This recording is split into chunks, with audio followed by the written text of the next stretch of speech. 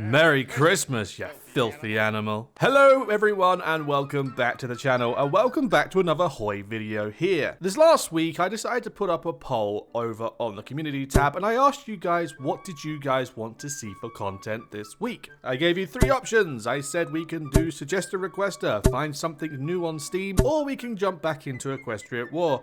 And the vast majority of you said, yep, Equestria At War. So without further ado, welcome to Equestria. Also, again, relaying back to the first part of the video, Merry Christmas to you all. This will be the last video I put out before Christmas, and I think it'll come out actually 2 days or 3 days before Christmas. So with that being said, Merry Christmas, season's greetings, all that fun stuff, and if you do celebrate the holiday, I hope you have a good one. So for today's video, we will be heading back to the continent of Griffonia, and choosing a nation that I have eyed up many a time but never actually got to play, and that nation was the Kingdom of Aquelia. Now, from what I know of Aquelia, I think it's supposed to be a representation of France. I'm not entirely sure, but it is a fun playthrough, I can imagine, because whenever I play them, the AI Aquelia always blows up and gives Griffonia a run for their money. And you know what? I want to do that. So without further ado, with King Maurice Discret, let's head on in as the Kingdom of Aquelia. So a very, very quick crash course through the lore that I have literally just speed read through. Essentially, way back when the Kingdom of Aquelia used to be under the Griffonian Empire, but when the Empire collapsed, the Aquelians decided to break free under Gerard Discret, and they became an independent nation. Fast forward, they ended up having a revolution against the monarchy. They kind of won, and the revolution failed. And now, as we're starting, we are on the verge of potentially having another revolution if we do decide to stay monarchist. So that's an interesting thing. I'm not entirely sure how this is going to go, but you know what? Bring it on. I'm staying a monarchist. All jokes aside, looking at the focus tree, there is a big tree here, and the bigger one is for the communist side here as we were to go down the revolution. I'll be honest, I'm not really feeling revolutionary. It takes a lot for me to do a communist playthrough. I don't know why. I'm just not a fan of it, to be fair. I don't like the color red. I think that's what it is. I just don't like red. But going down this line, we do have our monarchist line here. We do have a lot of military buffs. There seems to be a lot of political power buffs as well, which makes sense because my political power is at 0.39. Oh, no. We also, of course, have our army or our military tree. And then we have our industry tree here, which is blocked by the revolution. I have to first bypass the revolution, and then we can start building up, which, you know, makes sense. We'll have to just go down our main tree here, deal with this revolution, of which I do not know if I'm prepared for, hopefully work something out. So as far as starting points, we don't start out too bad, actually. We start out with a 10-stack army, and we also start out with a 51-stack navy. That's absolutely, sorry, a 55-stack navy with 4 capital ships. That's actually a really, really good starting point. We start off with 90 fighters, which, if I remember correctly, it's actually rare to start out with aircraft at all in Equestria At War. So starting out with that is actually a really, really nice touch. In terms of factories, we've only got 4. It's not a whole lot, but you know what? We can just make do as we go. I already have my artillery, support equipment, and rifles. I'm just going to add in my trains for my logistics, and then I'm going to chuck my 4 shipyards onto convoys. Ooh, this is very interesting. So as you can see here, we have our countdown for our revolution, but I've just noticed going through this path, we can gain the support of each of our puppets. We have Ryla, we have the Marquisate of Westkeep, Venovia, and Pradea, right? Now, if I click on my decisions and come down here, I have the tab for the revolution in Ryla. Rather than being an internal Aquelian revolution, it's a revolution from the lower levels of the noble. I see. So then by doing my focuses and doing decisions, I can win favor. Okay. All right, I see. I understand now. I understand now. I'm going to go through this and hopefully I'm going to aim to get Ryla and Venovia on my side, and then maybe Pradea. Just so I can have the 2 bigger puppets siding with me first, and then I'll go clean up the barony of Pradea and the Marquisate of Westkeep. And just like that, the revolution prep has finished. I managed to get Venovia to 87% and Ryla to 63%. I don't know if 63 is enough to stop them coming after me. I can only hope at this point. But with that being said, all of these focuses have been bypassed. I'm going to start with the remilitarization, which will be nice. And as it stands now, I succeeded, maybe. Okay, I'm worried. I'm concerned. Should I be concerned? It seems like it's only Westkeep. Interesting. It's only Westkeep. Prodea even stayed loyal, and I didn't even do any focuses for them. Nice. Oh, this is interesting. So there's something new has just happened, all right? So I just did the focus, as you saw, the Aquelia remilitarization, and it unlocked a development tab for the military. And it keeps, I've got this arrow here telling me to click. Oh, I can choose which way we go. So we can either go armored, support, or infantry. So artillery, infantry, or armored corps. Artillery is nice, but I think I want to go infantry just because infantry is a lot more feasible in terms of equipment. So I'm going to go for infantry here. And, okay, so start off with number 1. I need 50 army experience for this one, which will boost up my supply grace. Nice. Okay. This one will give me max speed, 75 army experience, +1 for the initiative. Okay. And Pegasus. But this is all for 125 experience for the last one. Okay. That's a nice touch, though. I like that. That's actually really, really quirky. Okay, cool. Awesome. And just like that, Westkeep has been consumed. And the fun part about me now completing that civil war is that I can now go down here and go to kill an idea and move down this tree, getting my political power high, recovery rate high, give me war declarations, recruitable pop, which is heavily, heavily, heavily needed, as you can see. Oh no. Oh no. I do hope this means that there's not going to be another civil war, but King Morisset just got stabbed. He just got shanked in the bath. The servant snuck in whilst he was, washing his ghoulies, and he just got absolutely shanked. So, ripperoni, bro. Now we're going to welcome in Princess Viviane as our new queen. Hopefully, she's half decent.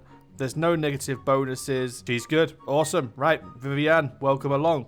Try not to get shanked in the bath. So after sitting here for a little while, going through my focuses, we have now come to a new stage. And that new stage is, in fact, the regiment's Dimage, because this is going to lead on to the Grand Army, which gives me now my recruitable population, which I've been craving for. I've also finally completed the Integrate the Loyalists, which is really, really nice, and hopefully we can get some good bonuses from this. Fingers crossed. Well, I definitely integrated them. Aquelia has just grown to tremendously, absolutely tremendously, and we now have a bunch of mill factories, which I'm going to jump onto my early fighter, my NID 112s, and then my bomber design as well. Van Dabby Dozy, look at that. But for some reason, the barony didn't agree to join. I feel like we got another rebellion on our hands. You rebel scum. I love that. Finally, an excuse to shoot Uncle Dennis's dumb flank. Goodbye, Uncle Dennis. Ripperoni, bro. And just like that, Prodea has been taken and Aquelia is looking full and juicy and tasty. Now I just need to make the most of my manpower and just build mass amounts of armies until there's no more armies to give. And with the day ticking over to the 1st of September 1010, we are about to finish our focus Reclaim the North, which is an automatic declaration on Pomavara and the county of Griffwald. And we're going to struggle the most with Griffwald, but I'm hoping we can deal with them before it comes time to move to Pomavera. So we're going to go ahead, launch the offensive. These guys will be kept on defensive. That's looking like a nice big go. Okay, the green faded really quickly. Oh no. No, no, no, no, no, no, no, no, no, no, no. Why is the AI stupid? Why is the AI stupid? Oh my god, why is the AI so stupid? Move, move, and move. Get to the damn border, you absolute sausage. This is something I've noticed recently in HOI, and I don't know if this is just a me problem or everyone gets it, but do you ever get this point where you make a front line, but then they all just hoard to one corner and never spread across the whole line? Is it just a me thing? Is it a me problem? I don't understand that thing. I'm just going to move in and hopefully take Pomavara and Karis. Oh, jeez. AI, man. HOI AI at its finest. And after a good old bunch of micro-in, we managed to deal with Pomavara. We're going to go ahead and take all of the land, submit demands, thank you very much. And that means we can now turn north and focus on Griffald. I'm going to go ahead and try and fix this front line as well, because this whole thing is just a little bit of a mess. I'll bring these guys over to here. I'll bring my 8 stack here. I'm going to also change their color, because having 2 reds is just a little confusing. So we'll have a red and we'll have a green front line, and then I'll go ahead and make the front or the offensive line just above Falcon Town. Okay, overall, I feel like this offense is going well. We are bleeding a little bit for it, but at the end of the day, if we can accomplish our goals, all is fine. And finally, after bleeding a good chunk, we've finally defeated the county of Griffald. We're going to go ahead, confirm, take all the territories, and that opens up the next part of our tree, which is to go for reclaiming the east, which is the House of Avian and the House of Eddie. And then after that, obviously, just expanding, and then going after people such as Favezia, Griffonia, Strawberry Duchy, and so on and so forth. But that means we're going to have to go for Erie, and Avian. And looking at their numbers, we should... yeah, we're going to be fine. We'll be able to take these guys nice and easy like. And with the completion of our focus reclaiming the east, it is time to push in and push forth. We have our air support in. Our troops are moving in. Erie and Avia should fall pretty easily, which means once we finish, we'll integrate them all and then go after the Griffonians. In the meantime, I'm going to go for this, which should be helping with my building and making sure everything is going nice and speedy. Ladies and gentlemen, boys and girls, it is now go time. With the Griffonian Empire declaring war on the Griffonian Republic, I decided to go for my focus, the final showdown where we declare war on the Griffonian Empire, and that we did. Thankfully, they've mostly been distracted by the Griffonian Republic in the north, and it looks to be mostly green by my general attack. I'm just going to press play, let it be, and hopefully we can win this war by, you know, coming under the skirt. No, that's probably not... that probably wasn't the best analogy that I could have used. But catching them with their pants down is probably... yeah, I should have probably went for that one. But anyway, we've caught them off guard, so hopefully this invasion can go pretty well. I'm sorry.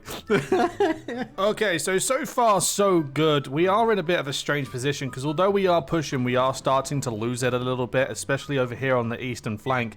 We've already lost 2 divisions worth of troops. I have 0 manpower, and it doesn't seem to be like the Griffonians are pushing in the north. Maybe now that I've pushed in a little bit more, I can maybe drag some down and have the Griffonians push in, but I'm not holding out much hope for these guys. I just need to keep grinding, even though it is looking like a losing battle. I might have to go ahead and move this to service by requirement. Yeah, I'm gonna have to do service by requirement. Oh, this is interesting. So because we've managed to push quite close to Griffonheim, the capital city, a lot of their troops that were in the north have rerouted to the eastern flank. Now that is meaning that our push is a little bit lackluster, and we are basically a meat grinder against the wall, but because of that, we can push in the north. So I'm hoping with that being the case, we can push up enough to hopefully rob these guys of supply, which means the Griffonians can push in and knock out the north, which means I can reroute both of my armies to focus in on Griffonheim.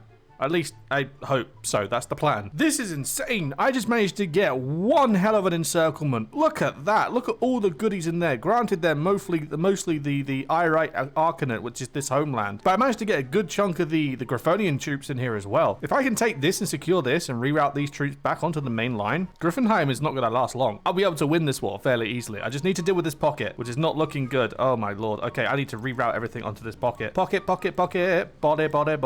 And just like that, we've finally cleaned up the Griffonian Empire. We walked in, took Griffonheim, the capital. To cap it all off, we're going to go ahead and take every last piece of territory, like so.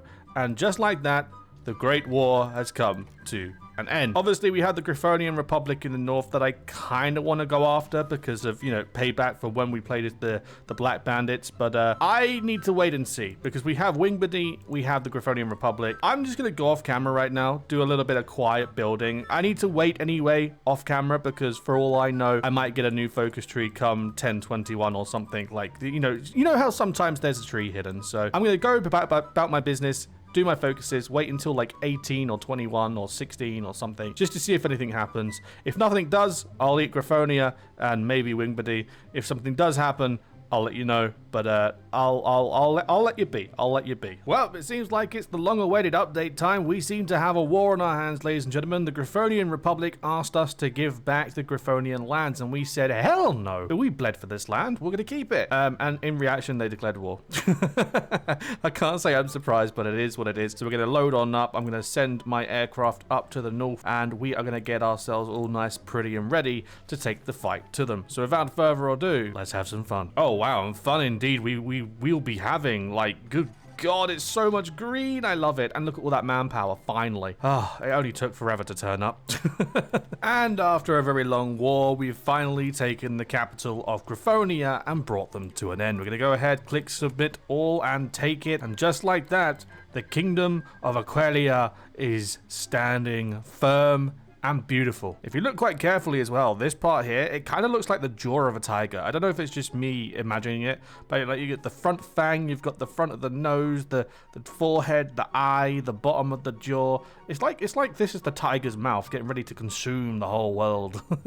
But with that being the case, we are left in a predicament, and that predicament is, this is game over. Like, we're done. I can happily end this here. But before we do end, I want to try something. Over here, I have my Lord Neveu. No,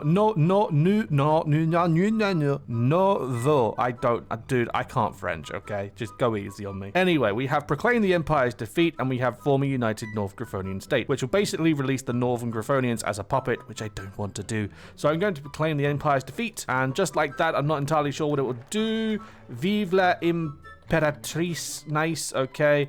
And we can get that, which is going to add Hersland Blues.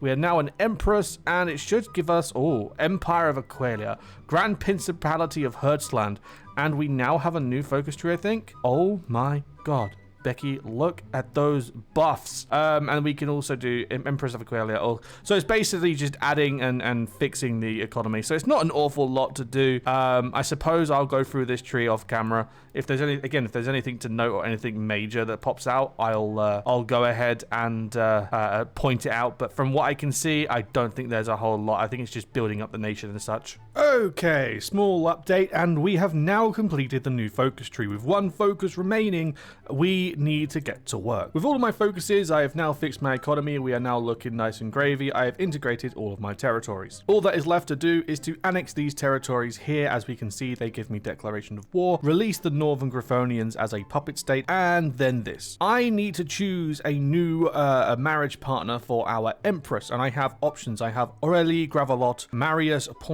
Pontetire, Amuse Bouche, and Party Finet. And I'm looking at our bonuses that we get from them, so political power, resistance, growth, war support, and stability. And quite honestly, I'm just going to go for stability. Play it simple, play it easy. In the long run, stability always goes a long way. So Aurélie has been married.